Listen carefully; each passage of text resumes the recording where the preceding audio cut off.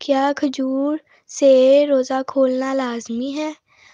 चूँकि हज़रत सल्लल्लाहु अलैहि वसल्लम के दौर में खजूर सबसे बुनियादी वहाँ की मदीने में जहाँ पे आप तशरीफ़ फरमा थे, मदीने में ही रमज़ान फ़र्ज़ हुआ है।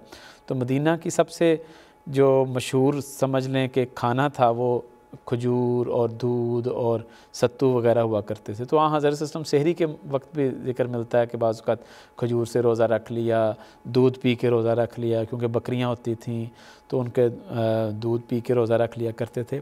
इसी तरह बाज़ औक़ात सत्तू के साथ भी रोज़ा रखने का जो है ना वो ज़िक्र मिलता है। और हज़रत सल्लल्लाहु अलैहि वसल्लम ने एक दफ़ा तो एक सहाबी को सुबह के वक़्त अपने साथ खाना में अपने साथ सहरी में शामिल भी किया।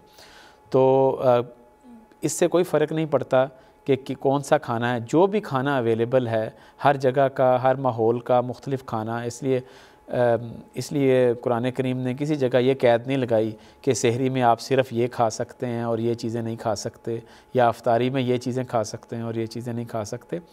बल्कि जो भी आपको मुयस्सर है आप वही खा लें। बेशक सालन रोटी है, जो मतलब आजकल के लिहाज से हर घर की अपनी जो ज़रूरत है, अपनी उनके पास जो चीज़ मुयस्सर है वो उससे रोज़ा रख लें।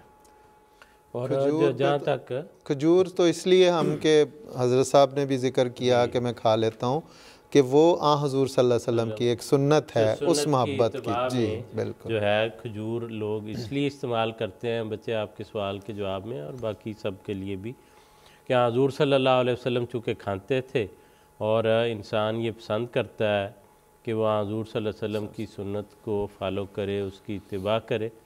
तो वैसे तो ज़िक्र मिलता है हज़ूर ने बाज़ दफ़ा जो है वो पानी से भी इफ्तारी की, दूध से भी की, नमक का भी ज़िक्र मिलता है। तो इसलिए इफ्तारी तो किसी चीज़ से भी हो सकती है, और इस्लाम ने ऐसी कोई कैदें जो हैं वो इंसान पर नहीं लगाई जो उसको बिला वजह की तकलीफ़ में डाले। बाकी मोहब्बत से एक अमल करना, ये तो इंसान के अपने दिल की हालत है।